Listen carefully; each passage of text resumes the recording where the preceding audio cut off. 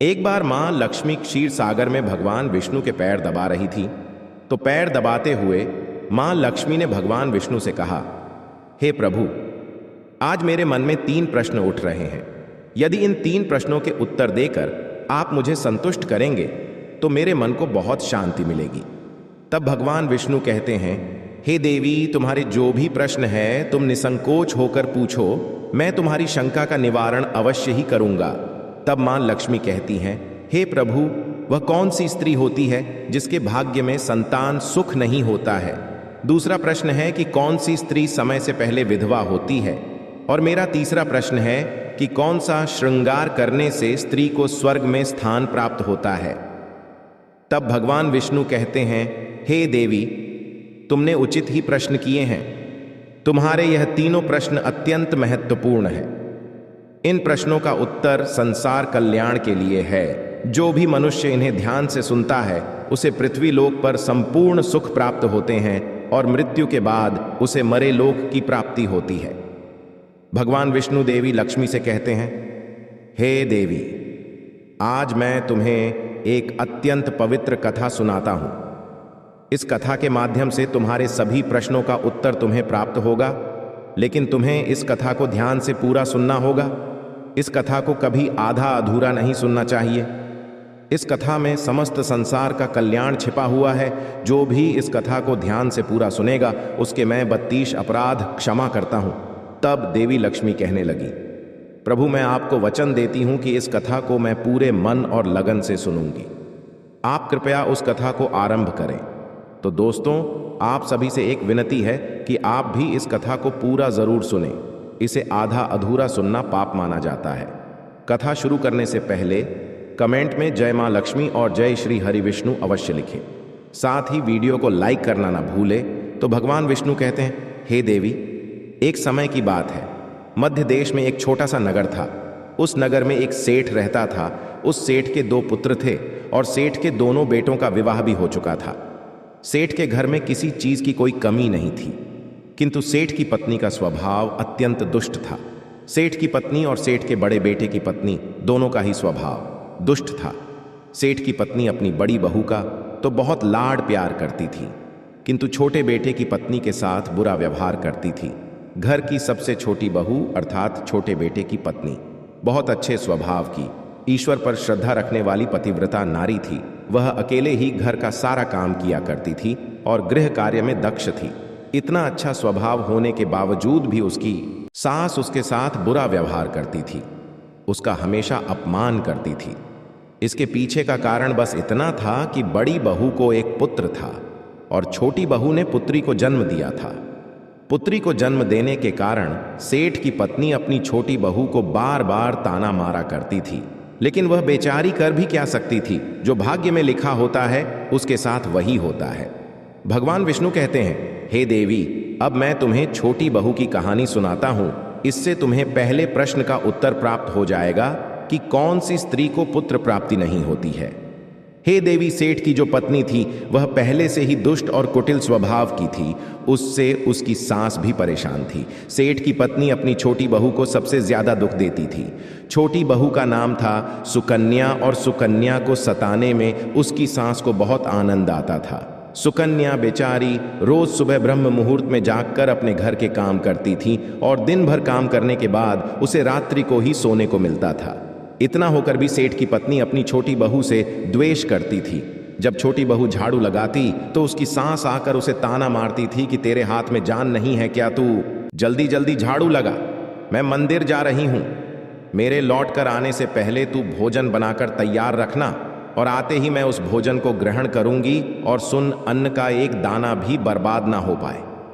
बेचारी सुकन्या चुपचाप अपनी सास का अत्याचार सहन करती थी और उसकी सास की हर आज्ञा का बड़ी ही विनम्रता से पालन करती थी। फिर छोटी बहू खाना बनाते हुए सोचने लगी कि मैं घर का इतना काम करती हूँ, लेकिन फिर भी मैं चैन की सांस नहीं ले पाती हूँ। मेरी सासू माँ किसी ना किसी बात को लेकर मुझे ही ताना मारती रहती है।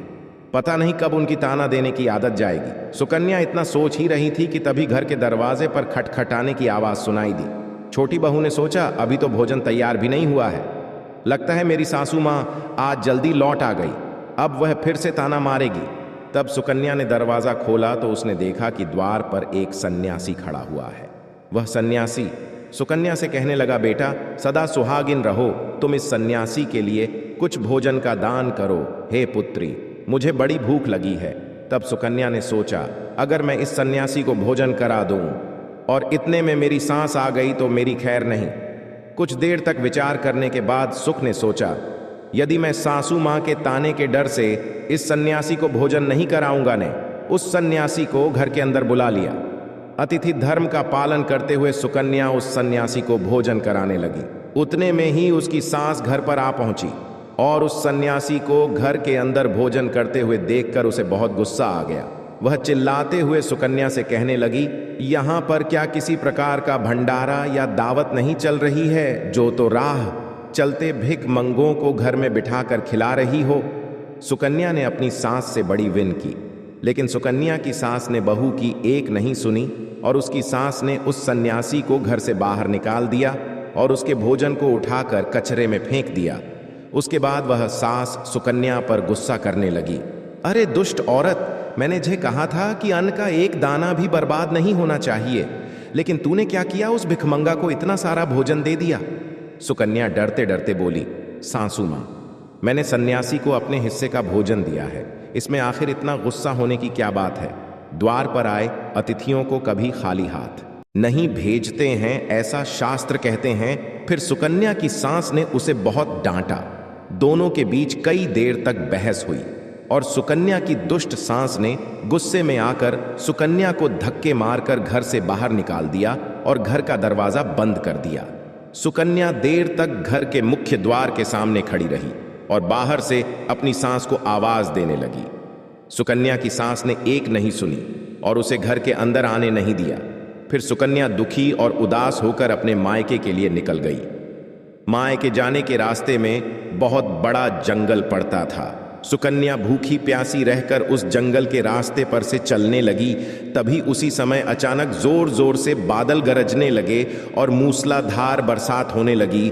बारिश से बचने के लिए सुकन्या एक वृक्ष के नीचे जाकर खड़ी हो गई।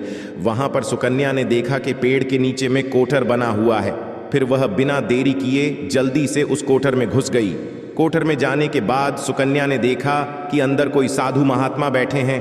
वह सन्यासी कोई और नहीं बल्कि भगवान विष्णु ही साधु का रूप धारण करके बैठे हुए थे।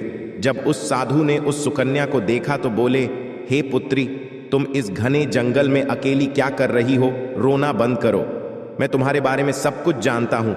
तुम्हारे ससुराल वाले अत्यंत दुष्ट स्वभाव के हैं और वे तुम्हें बहुत दुख देते हैं। इसका कारण केवल बस इतना है कि तुम्हें पुत्र की प्राप्ति नहीं हुई है। पुत्री को जन्म देने के कारण तुम्हें तुम्हारी सास के ताने सुनने पड़ते हैं। हे पुत्री, तुम चिंता मत करो, मैं तुम्हें एक पर्ची देता हूं। इस पर जो भी उपाय लिखा हुआ है तुम उस उपाय को पूरे मन के साथ करो, फिर तुम्हें एक गुणवान पुत्र की प्राप्ति होगी। फिर सुकन्या ने वह पर्ची ली और वह साधु वहां से अचानक से गायब हो गए। यह चमत्कार देखकर सुकन्या बहुत प्रसन्न हुई और जब बारिश रुकी तो सुकन्या का पति उसे ढूंढते हुए उस स्थान पर पहुंच गया। सुकन्या ने अपने पति को सारी हकीकत बता दी और फिर दोनों ने ही घर वापस न जाकर उसी जंगल में रहने का निर्णय लिया। वहीं पर रहते हुए एक दिन सुकन्या के मन में पुत्र प्राप्ति का ख्याल आया और वह मन ही मन सोचने ने लगी कि यदि मेरा भी कोई पुत्र होता तो आज ससुराल में मुझे बहुत ज्यादा इज्जत मिलती। तभी सुकन्या को उस साधु के द्वारा दी गई पर्ची की याद आ गई और फिर जब उसने वह पर्ची खोलकर पढ़ा तो उसने देखा कि जो स्त्री पुत्र प्राप्ति की कामना रखती है उसे रात्रि में अपने पति की बाईं तरफ सोना चाहिए। ऐसा करने से कुछ समय बाद में बाईं करवट लेटने से नाक का दाहिना स्वर और दाहिनी करवट लेने से नाक का बायां स्वर चालू हो जाता है। फिर जब पुत्र की इच्छा हो तो उस स्थिति में मिलन से पहले यह निश्चित कर लेना चाहिए कि पुरुष का दायां स्वर चलने लगे और स्त्री का बायां स्वर चलने लगे और उसी समय पर गर्भधान किया जाना चाहिए। ऐसा करने से निश्चित ही पुत्र की प्राप्ति होती है। इसके विपरीत नाक के स्वर चलने से पुत्री की प्राप्ति होती है। उस पर्ची में आगे लिखा हुआ था कि मासिक धर्म शुरू होने के बाद पहले 4 दिनों में पुरुष के साथ मिलन करने से पुरुष को रगड़ता प्राप्त हो जाता है और 5वीं रात्रि में मिलन करने से पुत्री की प्राप्ति होती है तथा 6ठी रात्रि में मिलन करने से पुत्र रत्न की प्राप्ति होती है। 7वीं रात्रि में मिलन करने से वंध्या पुत्री होती है। 8वीं रात्रि में मिलन करने से बलशाली पुत्र की प्राप्ति होती है। 9वीं रात्रि में मिलन करने से सुंदर कन्या की प्राप्ति होती है तथा 10वीं रात्रि में मिलन करने से विद्वान और अति श्रेष्ठ पुत्र की प्राप्ति होती है। 11वीं रात्रि में मिलन करने से सुंदर आचरण वाली कर्ण प्राप्त होती है। 12वीं रात्रि में मिलन करने से गुणवान पुत्र होता है। 13वीं रात्रि में मिलन करने से लक्ष्मी स्वरूपा पुत्री होती है। 6वीं रात्रि में मिलन करने से गुणवान बुद्धिमान तथा बलवान पुत्र होता है। फिर सुकन्या ने मासिक धर्म के बाद 14वीं रात्रि में अपने पति के साथ मिलन किया और उसके बाद गर्भ धारण किया। फिर दूसरे दिन सुकन्या का पति जंगल में लकड़ी काटने के लिए चला गया और सुकन्या घर पर पड़ी रही।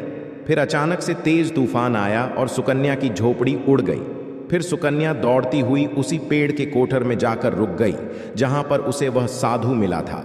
सुकन्या वहां अपने पति की राह देख रही थी कि अचानक वहां पर 2 राक्षसी आ गई। वह राक्षसी अत्यंत मायावी थी। फिर उन्होंने उस कोटर के साथ पेड़ को उड़ाकर एक ऐसे स्थान पर चली गई जहां पर बहुत सारा सोना था। जब सुकन्या ने यह दृश्य देखा तो वह चौंक गई। सुकन्या पेड़ के कोटर में ही छिपी रही। जब वह राक्षसी भोजन की तलाश में गई तो सुकन्या ने उस स्थान पर से बहुत सारा सोना उठा लिया और उसे कोटर में भर लिया। जब वह राक्षसी लौट आई तो फिर से पेड़ पर बैठकर वे उस पेड़ को उड़ाकर उसी जंगल में आ गई। राक्षस के जाने के बाद सुकन्या वह सारा सोना लेकर अपने पति के पास चली गई और उसे वह सारा सोना दे दिया। फिर पति और सुकन्या दोनों अपने ससुरा को लौट गए। वहां जाकर उसने अपनी सास को वह सोना दे दिया और सारी हकीकत बता दी, जिसे सुनकर उसकी सास को बहुत गुस्सा आया और बोलने लगी, अरे मूर्ख औरत, तू बस इतना ही सोना लेकर आ गई। इतने सोने से क्या होगा? मैं होती तो बहुत सारा सोना लेकर आ जाती। फिर उसकी सांस भी उस जंगल के कोटर में जाकर छिप गई और राक्षस की राह देखने लगी। तभी वह 2 राक्षसी वहां पर आई और फिर उन्होंने उस कोटर को उड़ाकर एक बर्फीले पहाड़ पर ले गई। ये देख सांस बहुत क्रोधित हो गई और बोलने लगी, ये कहाँ लेकर आई है? यहाँ तो बस बर्फ और मिट्टी है। तभी उन राक्षस ने उसकी आवाज सुनी और देखा तो एक बूढ़ी औरत पेड़ के कोटर में छिपकर बैठी है। फिर उन्होंने उस सांस को बाहर निकाला और उस बर्फीले पहाड़ पर फेंक दिया। जमीन पर गिरते ही उसकी मौत हो गई। इधर सुकन्या बड़े आनंद के साथ रह रही थी, लेकिन सुकन्या की सांस कभी नहीं लौटी। तो सुकन्या ने जाकर उस कोटर में देखा तो वहां पर उसकी सांस नहीं थी। उसे समझ में आ गया कि लालच के कारण उसके सांस की मृत्यु हो गई। भगवान विष्णु कहते हैं, हे लक्ष्मी, जिस स्त्री को पुत्र प्राप्ति की कामना है उसे मैंने सुकन्या को दी हुई पर्ची में बताए गए उपाय जरूर करने चाहिए। तुम्हारा दूसरा प्रश्न यह था कि किस कारण से स्त्री जल्दी विधवा होती है। तो जो स्त्री अत्यधिक लालच करती है वह स्त्री जल्दी विधवा होती है, और जो स्त्री चरित्र का गहना पहनती है उसे मृत्यु के पश्चात स्वर्ग की प्राप्ति होती है। एक स्त्री को अपने चरित्र का त्याग कभी नहीं करना चाहिए। तो दोस्तों, इस प्रकार से भगवान विष्णु ने माँ लक्ष्मी को यह कथा सुनाई थी। उम्मीद है आपको ये कथा पसंद आई होगी। वीडियो को लाइक जरूर करें और कमेंट में जय माँ लक्ष्मी, जय श्री कृष्ण जरूर लिखें। साथ ही चैनल को सब्सक्राइब करें। आप सभी का धन्यवाद।